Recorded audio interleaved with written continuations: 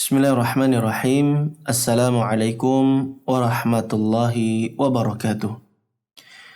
Alhamdulillah, hamdan katsiran tayyiban mubarakan fih, kama yuhibbu rabbuna wa yarda. Wa ashhadu an la ilaha illallah wahdahu la syarikalah. Wa ashhadu anna Muhammadan abduhu wa rasuluh. Allahumma salli ala Muhammad wa ala ali Muhammad, amma ba'du. Pemirsa sekalian yang mencintai Allah dan semoga pula dicintai oleh Allah Subhanahu wa taala. Alhamdulillah, kita bersyukur kepada Allah Azza wa Jalla yang senantiasa memberikan keberlimpahan nikmat kepada kita semua, dan di antara nikmat itu adalah kita bisa dijumpakan dengan bulan Ramadan yang penuh dengan keutamaan, dan kita bisa menjalani ibadah puasa yang sebagaimana kita tahu di antara tujuan kita disuruh untuk berpuasa adalah agar kita menjadi orang-orang yang bertakwa. Ya ayyuhalladzina amanu kutiba alaikumus siyam kama kutiba alal ladzina min qablikum la'allakum tattaqun. Wahai orang-orang yang beriman, telah diwajibkan bagi kalian untuk berpuasa sebagaimana orang-orang sebelum kalian agar kalian bertakwa. Dan perlu kita ketahui, pemirsa sekalian dirahmati oleh Allah Subhanahu wa taala, bahwa di antara ciri-ciri orang yang bertakwa itu adalah orang-orang yang sangat semangat untuk berinfak dan bersedekah. Allah Subhanahu wa taala berfirman di Quran surat Ali Imran ayat yang ke-133 sampai 134. Wasari'u ila maghfiratin min rabbikum wa jannatin arduha as-samawati wal ard u'iddat lil muttaqin. Kata Allah Subhanahu wa taala, bersegeralah kalian mengejar ampunan Rabb kalian dan juga mengejar surga yang lebarnya seluas langit dan bumi, yang itu semua disiapkan bagi orang-orang yang bertakwa. Kemudian di ayat yang berikutnya di surat Ali Imran ayat 134, Allah terangkan beberapa ciri-ciri orang-orang yang bertakwa. Siapa saja mereka? Di antaranya adalah alladzina yunfikuna fis sarra'i wad dharra. Orang-orang yang bertakwa itu adalah orang-orang yang mau berinfak dan bersedekah di kala sempit dan lapang. Pemirsa sekalian yang dirahmati oleh Allah Subhanahu wa taala, orang-orang yang bisa bersedekah, orang-orang yang gemar berbagi, mereka semua adalah orang-orang yang telah membuktikan keimanannya. Oleh karenanya Nabi SAW bersabda, was-shadaqatu burhan. Sedekah itu adalah bukti. Bukti atas apa? Bukti atas keimanan. Dia tampakkan kejujuran imannya. Imam An-Nawawi rahimahullahu ta'ala menerangkan bahwa as-shadaqah, kata sedekah itu, asal katanya seperti dari kata asidku yang artinya jujur. Apa hubungannya antara sedekah dengan jujur? Orang yang bersedekah itu artinya adalah mereka orang-orang yang jujur keimanannya. Karena pada dasarnya dia bisa mengontrol dirinya, memotivasi dirinya untuk berbagi harta yang dia miliki.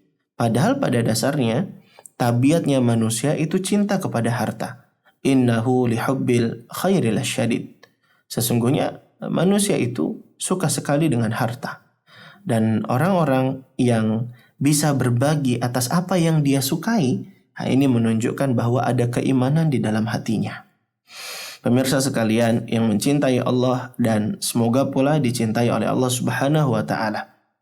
Oleh karenanya, syariat kita sangat menyarankan dan memotivasi kita untuk tidak takut dan tidak sungkan untuk berbagi, berinfak dan bersedekah. Nabi SAW bersabda, mana qasad shadaqatun min mal. Sedekah itu tidak akan mengurangi harta. Apa yang dimaksud dengan sedekah tidak mengurangi harta?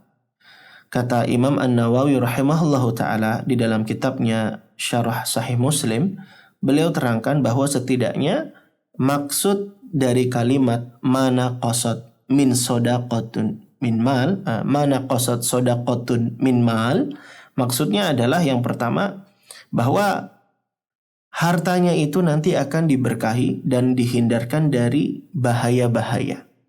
Memang secara harta bisa jadi ketika sudah kita sedekahkan akan berkurang, tapi harta itu akan menjadi tertutupi dan tercukupi dengan berkah yang telah Allah beri. Ini pendapat pertama. Adapun pendapat kedua yang diterangkan oleh Imam An-Nawawi, maksud dari mana qasad sodaqotun min mal, maksudnya adalah ketika zat harta itu berkurang, ya, maka berkurangnya itu akan tertutupi dengan pahala yang akan Allah beri. Bahkan Allah Subhanahu wa taala akan lipat gandakan pahala kepada orang-orang yang mau bersedekah dan menginfakkan hartanya. Nah, ini syariat memotivasi kita. Nabi SAW menyuruh kita untuk tidak sungkan bersedekah dan berinfak. Nabi katakan, mana qasad sodaqotun min mal. Sedekah itu tidak akan mengurangi harta. Dan di dalam hadis qudsi juga Allah Subhanahu wa taala berfirman, anfik ya bena Adam, unfik alaik. Berinfaklah wahai anak Adam, berinfaklah wahai manusia, maka Allah akan berinfak kepadamu. Oleh karenanya pemirsa sekalian dirahmati oleh Allah Subhanahu wa taala, jangan takut dan jangan sungkan untuk berbagi dan memberi, karena Allah Subhanahu wa taala akan mencukupi kita dan akan membalas dengan berlipat-lipat ganda.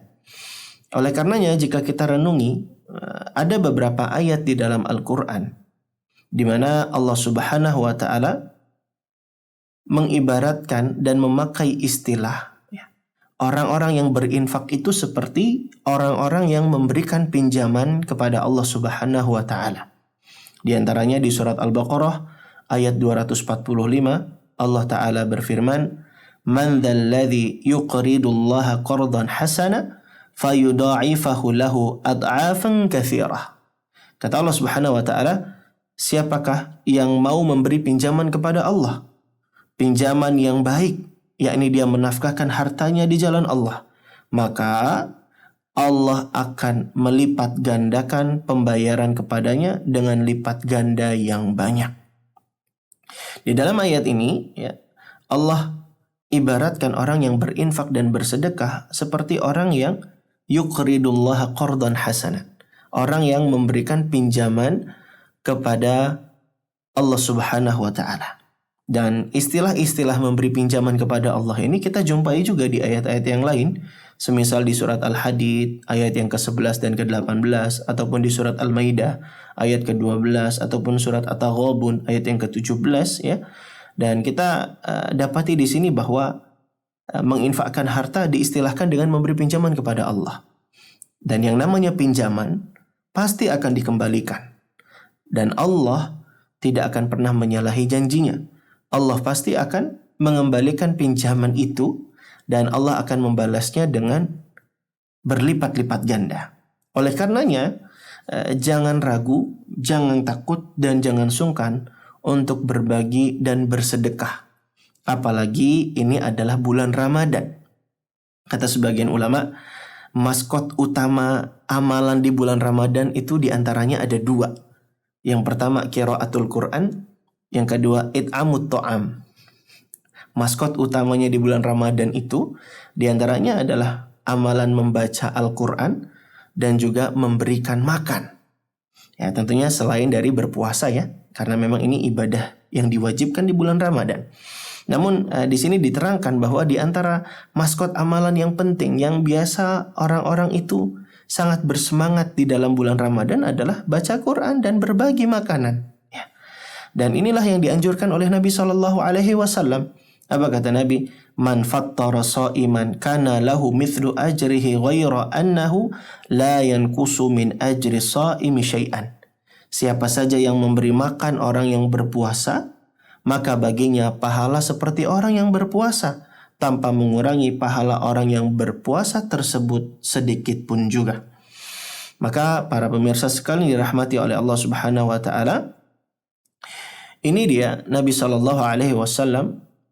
menganjurkan kita, ya, untuk semangat memberi makan kepada orang yang berpuasa. Nabi SAW memotivasi kita untuk tidak sungkan berbagi, tidak sungkan berinfak dan memberi. Apalagi di bulan Ramadan ini kita bisa gabungkan antara amalan puasa dengan amalan sedekah. Ini adalah amalan yang utama dan keduanya merupakan sama-sama amalan yang istimewa. Yang mana ketika kita bisa menggabungkan antara puasa dan sedekah ini, semoga saja ini menjadi pertanda kita akan dimudahkan oleh Allah Subhanahu wa taala bisa masuk ke dalam surganya.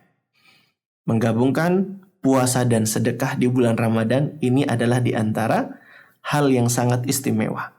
Dalam sebuah hadis diriwayatkan bahwa Nabi Shallallahu Alaihi Wasallam bercerita nanti di surga ada kamar-kamar yang indah, yang mana kamar tersebut luarnya itu bisa dilihat dari dalamnya dan dalamnya itu bisa dilihat dari luarnya. Intinya inilah kamar yang sangat indah yang ada di surga.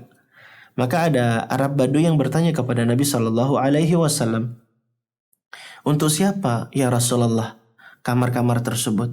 Maka Nabi Shallallahu Alaihi Wasallam pun menjawab, kata Nabi, kamar-kamar yang ada di surga tersebut diperuntukkan liman atabal kalam wa at'amat ta'am wa adamas siyam wa shalla lillahi bil laili wan nasu niyam.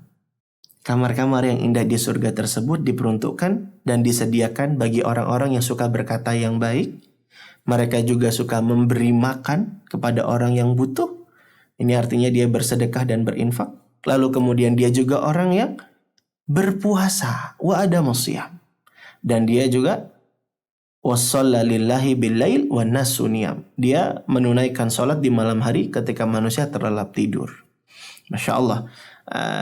Ada beberapa hal ya yang disebutkan di sini. Di antaranya adalah puasa dan juga memberi makan.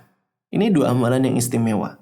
Adapun dua amalan yang lain, berkata yang baik dan juga melakukan sholat malam, ini juga di antara amalan yang setiap kita familiar dan kita lakukan di bulan Ramadan. Oleh karenanya ketika kita bisa gabungkan amal-amal yang utama ini di bulan Ramadan, maka ganjarannya sangat besar dan sangat istimewa bagi kita semua. Dan berkaitan dengan sedekah di bulan Ramadan, pemirsa sekalian dirahmati oleh Allah Subhanahu wa taala, Nabi Shallallahu alaihi wasallam yang mencontohkan kita untuk berbuat demikian adalah Ibnu Abbas radhiyallahu anhuma yang bercerita, kana Nabi Shallallahu alaihi wasallam ajwadan nas. Nabi Shallallahu alaihi wasallam itu adalah orang yang paling dermawan. Wa ajwadu ma yakunu fi Ramadan. Dan lebih-lebih lagi di bulan Ramadan, Nabi SAW itu menjadi sangat dermawan. Jadi di luar Ramadan saja Nabi SAW itu sudah dermawan, apalagi di bulan Ramadan Nabi lebih-lebih lagi dalam memberi dan berbagi. Maka pemirsa sekalian dirahmati oleh Allah Subhanahu wa taala, ini isyarat kepada kita semua agar kita ringan di dalam berinfak, terlebih lagi di bulan Ramadan. Maka jangan takut untuk mengeluarkan harta kita di jalan Allah Subhanahu wa taala. Jangan ragu untuk berbagi dan bersedekah ya. Harta yang kita infakkan di jalan Allah itulah menjadi harta yang kekal. Harta jika dibelikan pakaiannya pun nanti akan jadi usang. Harta jika dibelikan makanan pun akan jadi kotoran. Harta yang dipakai untuk liburan akan menjadi hanya sebatas kenangan. Kita tidak mencela jika membeli makanan, jika pergi liburan, ataupun jika belanja pakaian. Selama itu diniatkan untuk hal yang berunsur kebaikan, maka itu adalah hal yang mengandung kebaikan. Namun kami ingin menekankan di sini bahwa harta yang kekal adalah harta yang diinfakkan dan disedekahkan di jalan Allah Subhanahu wa taala.